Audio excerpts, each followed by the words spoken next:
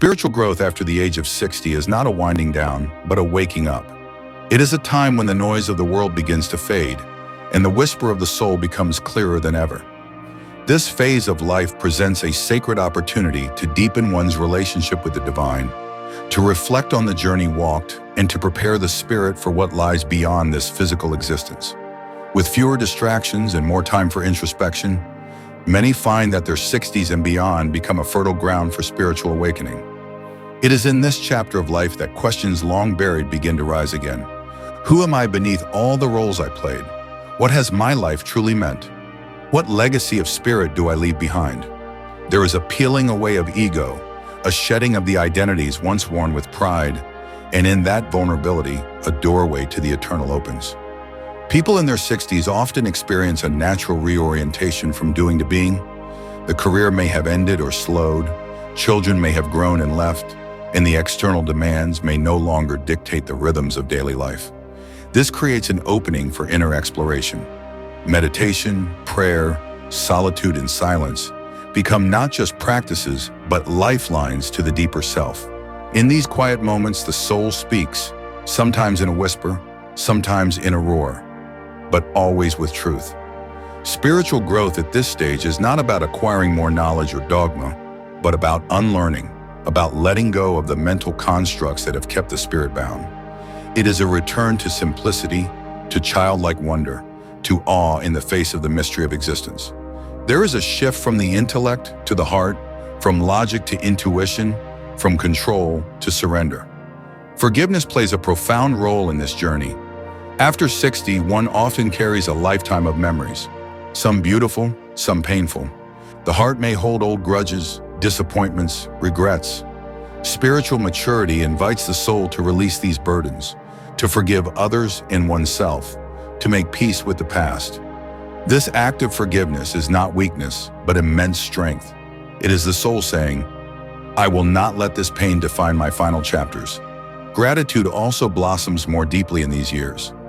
One begins to notice the sacred in the ordinary, the light falling on the garden, the smile of a grandchild, the laughter shared with an old friend. There is a slowing down that allows the spirit to savor, to be present, to fully inhabit each moment. This awareness transforms daily life into a spiritual practice.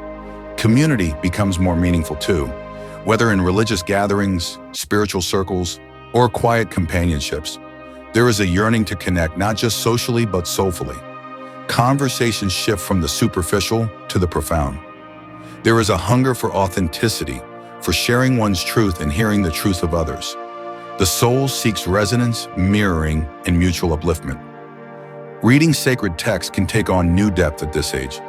Passages once glossed over now reveal layers of meaning.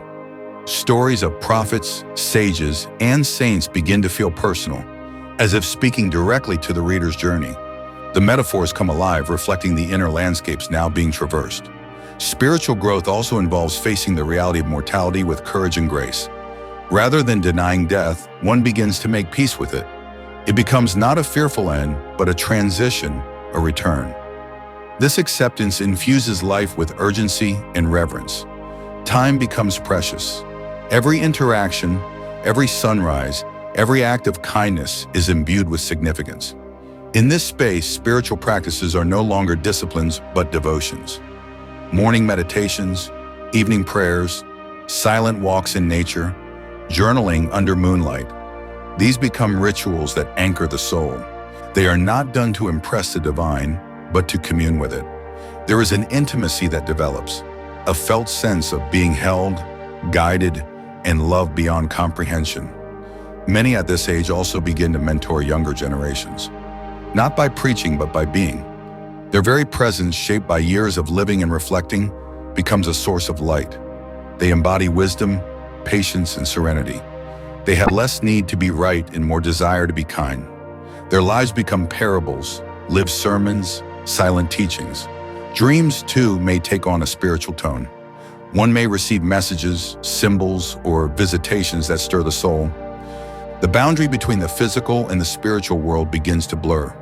One becomes more sensitive to energies, to the unseen, to the sacred hidden in plain sight. Nature speaks more clearly. Trees seem to whisper, rivers seem to sing, the sky becomes a canvas of divine poetry.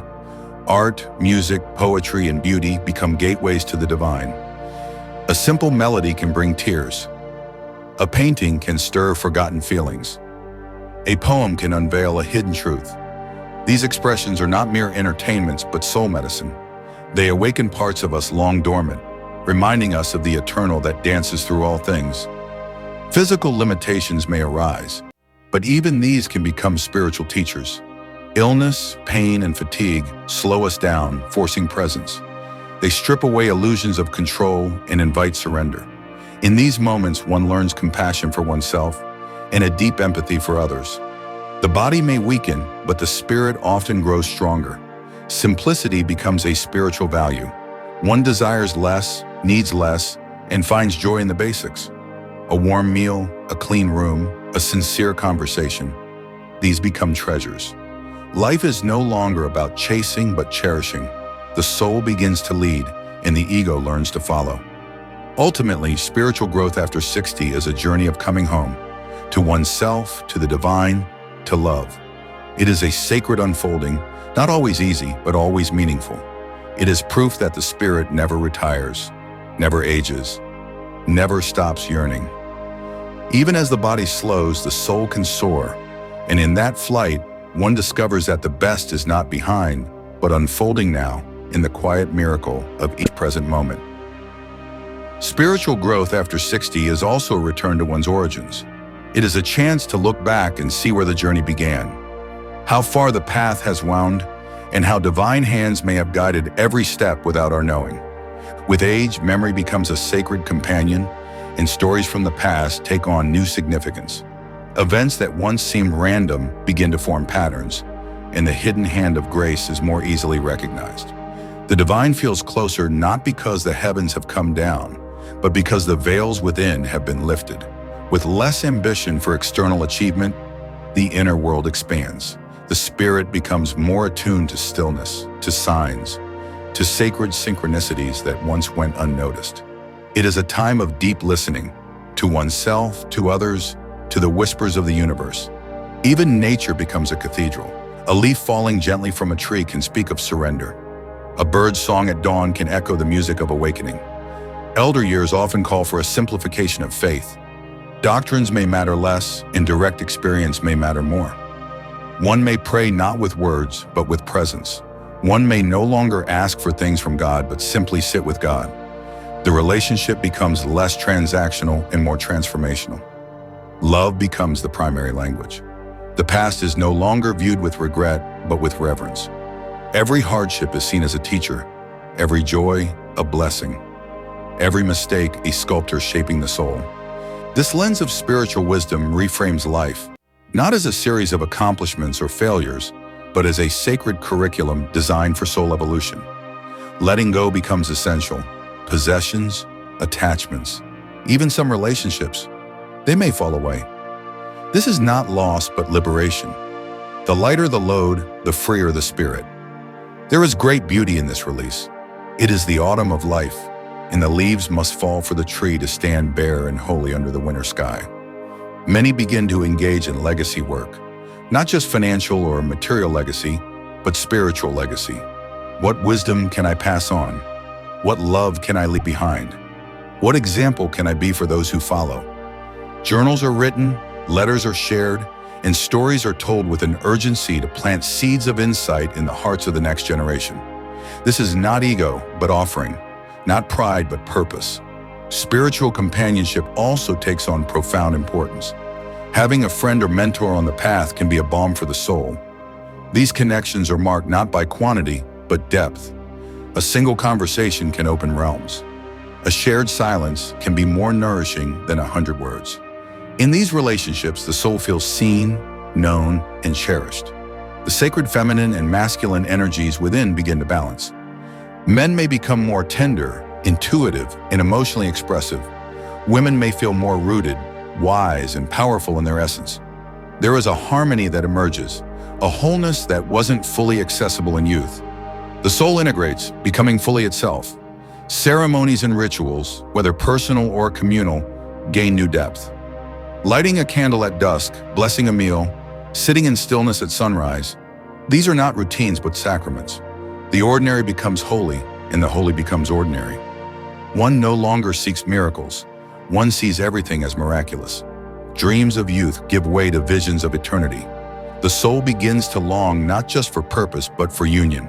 Union with the divine, with all beings, with the essence of life itself. There is a melting of boundaries, a softening of judgments, a dissolution of separateness. One begins to feel not like a person with a soul, but a soul having a human experience. This awareness brings immense compassion. Others are no longer seen as competitors or threats, but as fellow travelers. Even those who have hurt us are seen through the eyes of understanding. The walls of resentment crumble, and bridges of empathy are built. Love becomes less conditional and more universal. Nature becomes a mirror. The changing seasons reflect our own transitions. The rising and setting of the sun become metaphors for life and death, for beginnings and endings. Walking in nature, tending to a garden, or sitting by a window becomes a communion with the sacred. Every moment offers an invitation to connect. Art and creativity may surge. Many elders take up painting, music, writing, or other forms of expression, not for fame but for the soul's joy. These acts are prayers with color, rhythm, and words. They are ways to touch the ineffable, to give form to the formless, to translate spirit into tangible beauty. Physical changes, though challenging, can deepen the spiritual journey. The body's fragility reminds us of impermanence, of the transient nature of all things. But within that fragility lies a strength that is not of this world. The spirit, tested by years, polished by tears, and illuminated by insights, shines ever more brightly. Service becomes a spiritual path. Helping others, even in small ways, becomes a form of worship. Volunteering, mentoring, listening, these are not just good deeds but sacred acts. They affirm the interconnectedness of all life. They turn compassion into action and love into legacy. Many elders feel called to reconcile their lives, to reach out to a strange family, to make amends, to say the words left unsaid. This is a cleansing of the soul, a preparation for the great transition. It is not driven by fear of death, but by a desire to complete the circle with integrity and peace. Spiritual teachings take on new resonance. Words of sages, scriptures, poems, and prayers sink deeper into the heart. They are no longer ideas to be debated, but truths to be lived. They become companions, guiding stars, and echoes of the soul's deepest knowing. Some may face spiritual doubt or darkness in these years. That too is sacred. The dark night of the soul is not the end, but a passage. It strips away false certainties and leads to a deeper, more authentic faith. It humbles the ego and exalts the spirit.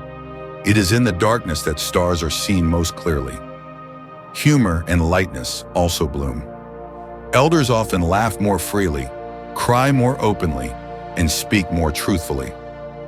The masks fall away and the essence shines. There is less need to impress and more freedom to express.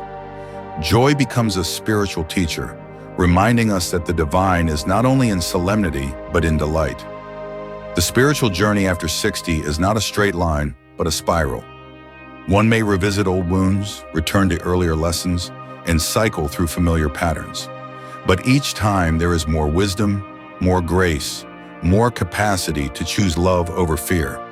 The spiral leads inward and upward, closer to the divine center.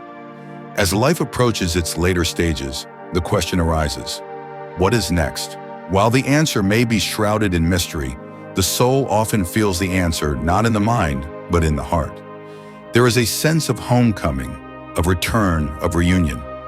The fear of death diminishes, replaced by a curiosity, a readiness, a trust.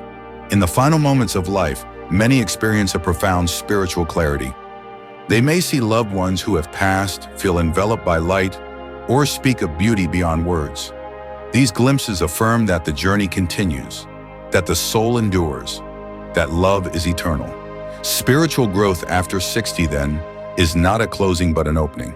It is not the twilight but the dawn of the soul's full radiance.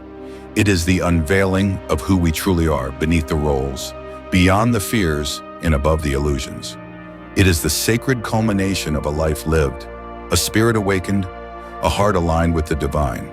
And in that awakening, we find not just peace but purpose, not just serenity but sacredness, not just the end but eternity.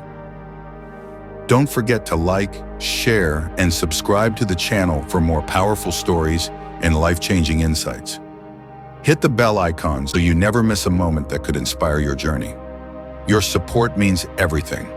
Thank you for being part of this community.